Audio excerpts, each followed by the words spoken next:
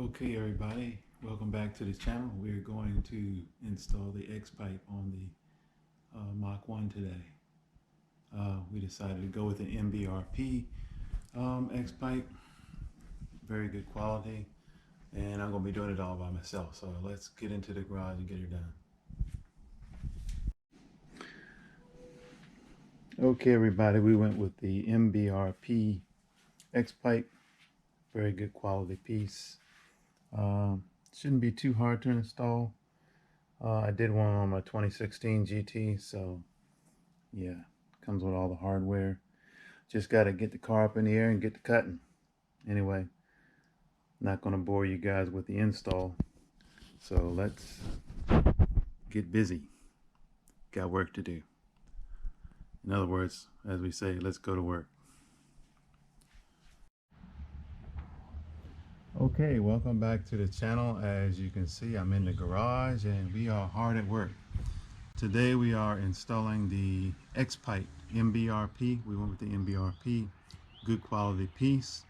What I can tell you guys, those of you all who may be thinking about doing an X pipe or H pipe on your Mach 1, the rear exhaust hangers, the one that you have to unbolt to do anything on the exhaust, basically. I guess you would call those the mid hangers in the back, not the ones in the very back, but ones just up from that down by the rear end.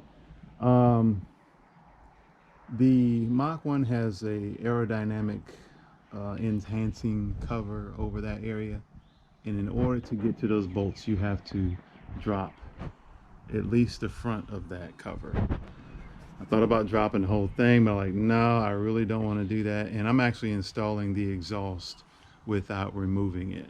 So I'm using multiple jack stands, multiple jacks, and basically I'm almost done. I have the suitcase or resonator, whatever you want to call it, already removed, and now I'm just cleaning up the edges and about to install the X pipe. So not going to bore you guys, there's plenty of videos out there to do that. Just thought I would include that information for those of you all who may need to know. If you're going to do it yourself, be prepared to at least drop the front part of the rear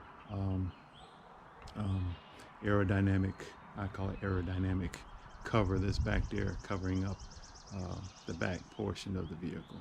So talk to you in a minute. When we get it up, we'll put up some sound clips. Have a good one. Okay gang, here is a startup of the MBRP exhaust.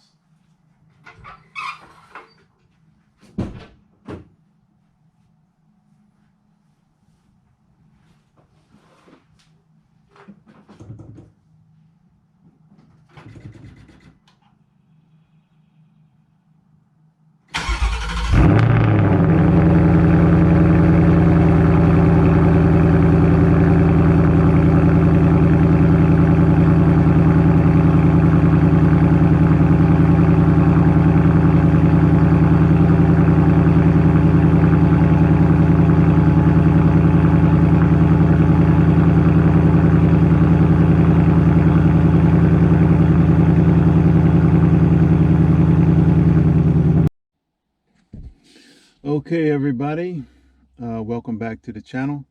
Yes, we did some modifications. That's why I haven't done any videos lately. I've been hard at work and also doing modifications on the Mach 1. So we installed the MBRP X pipe. I know a lot of people wanted to use the H pipe because it sounds like a muscle car. I came up in the muscle car age and I'm done with the muscle car age. So I like the more exotic raspy sound of an X pipe. So that's what we put on, the MBRP X pipe. So let's go out and see what it sounds like. I did some before and after revs as well as cold start. So we're going to put it in Sport Plus and then track mode and see what the difference is. So hang on for the ride.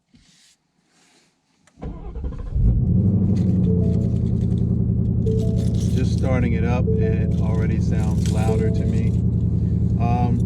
And yes, if you're going to put any exhaust mods on your Mach 1 and you intend to do it yourself, as I did mine, be aware that there are plenty of aerodynamic plates underneath plastic to help with aerodynamics, and I'm sure it does that, but it makes working under there, I won't say hard, it's just more intuitive. You got to take some stuff down.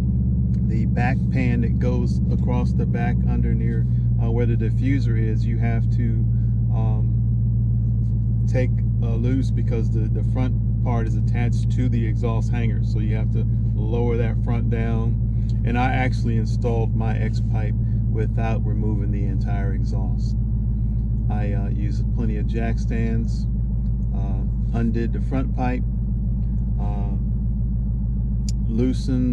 took loose the very rear, not the very rear, but the mid hangers, which are up near the rear end.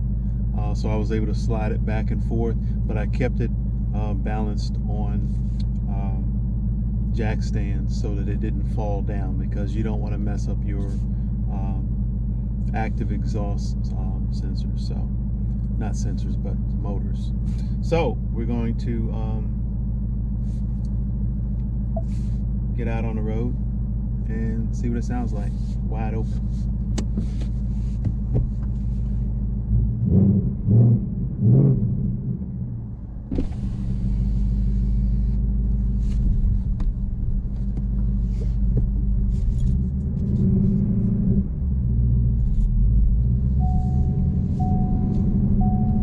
Always helps to put your seatbelt on.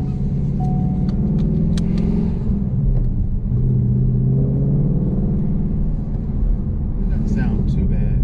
When I say too bad, too loud. I am driving through my neighborhood. It has a little more volume. Nothing terrible.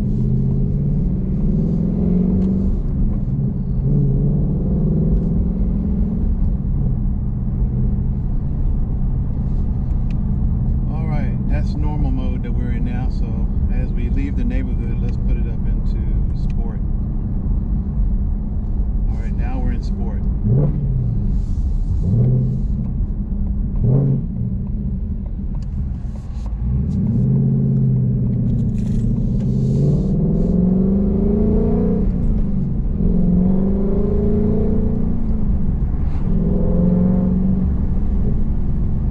Seems to flow. It just, I don't know, it seems like the power is just more free flowing. I know it's just a resonator to delete, but I can tell the difference.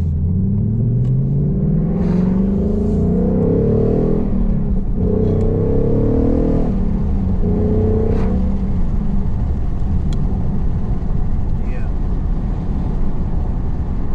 It just seems to rev easier. I don't know.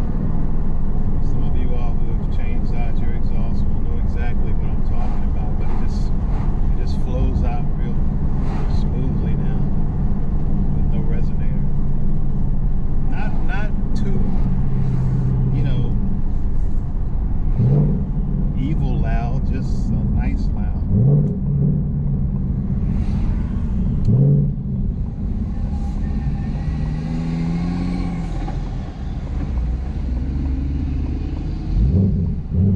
A lot of traffic out here today, so we will see.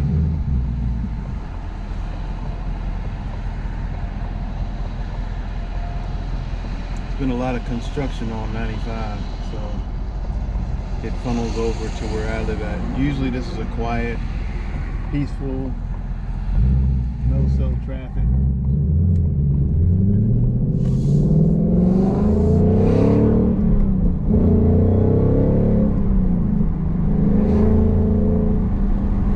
I know this may sound stupid or crazy, but I think taking that resonator out, I'm sure it frees up some horsepower. I know I've heard people say that, but to me, I can noticeably feel the difference.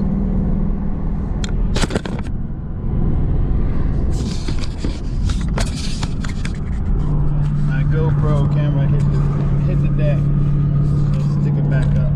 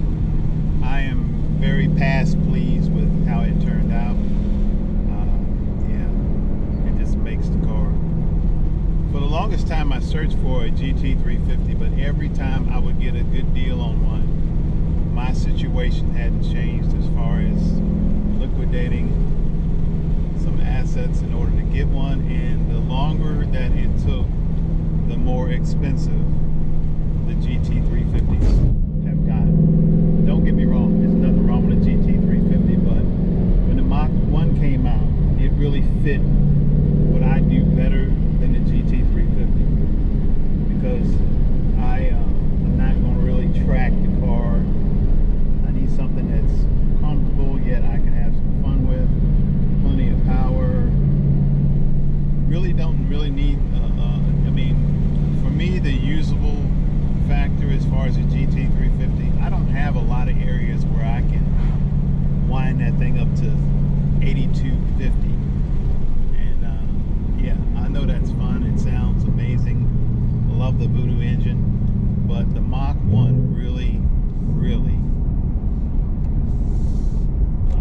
fits my personality as well as my situation better than any other car that I could buy right now.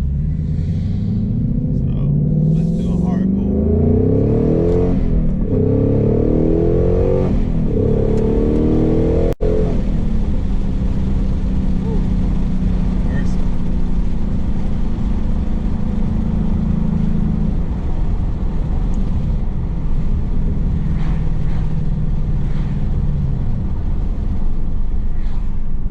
In Sport Plus mode.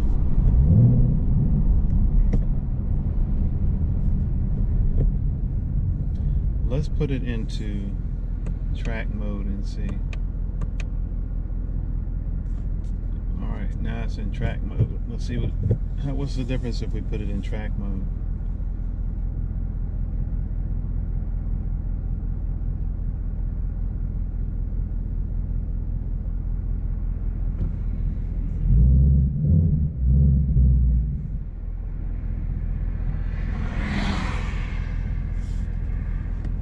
Okay, here we go.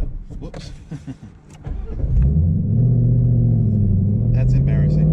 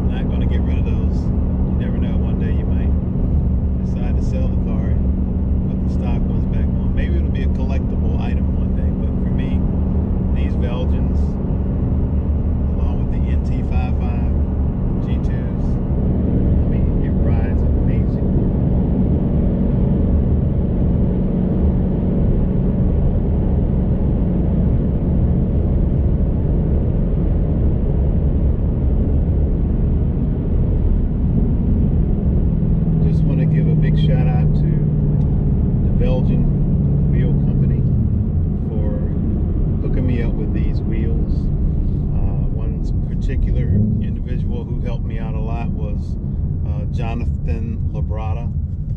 He was the salesperson that I dealt with. He gave me an amazing deal. We had trouble getting lug nuts. I mean, that should be, you wouldn't think would be a big issue, but I had some lug nuts and I ordered them from one of the vendors, and they said that your lug nuts were just sent out for plating and they will arrive in 2 weeks. After they get them back from plating, it was going to take another 2 weeks before they shipped them. I needed lug nuts like in about 3 or 4 days. So, needless to say, I sent Jonathan a email saying, hey, you guys got some lug nuts, that a link you can send me so I can get some lug nuts for these wheels. And Jonathan got right on it, told me he had some lug nuts that were perfect for the wheels, and yeah, he got them out to me in a timely fashion, and yeah, they're amazing. And you know, if you get them from the same people that sell you the wheels, obviously they're going to sell you something that really works and looks good. And these are splined and they look perfect in these wheels. No issues as far as installation. Everything lined up. I was a little bit concerned with the offset, running a 315 in the rear. Maybe I'm looking at it from untrained eyes, but it looks like to me you could actually get a 325 in the back with no problem. That 350, this wheel well on these S550 Mustangs, when you get the offset right, it'll swallow a 315 with no problem. And the 285s look like they were made to be there. So I mean, I'm digging the setup, and I think it sits perfect for me. I know some people are gonna say, oh, you got a little wheel gap there, you need to lower it. I'm not taking the stock springs off of this and lowering it, and all the trouble that it takes to do that. I did that on my other car, and believe me, I wouldn't have done that if it wasn't necessary, but the gap on that car was terrible. So the gap on this is not bad at all. To me, it looks a lot like a GT350, the way it sits stock, you know. So I'm satisfied with that. Anyway, hope you guys liked the little ride. We're out in the city now, so I'm gonna let you go. But remember to like and subscribe, all of you all who have been subscribing. I appreciate it. There'll be some more videos to come. We live right near Dominion Speedway, which is a road course and as well as a circle track, and I'm thinking maybe we might attend one of their track days that they have for the public. So yeah, keep tuning in, and we'll take the drive together. So you all have a great day. See you on the next video.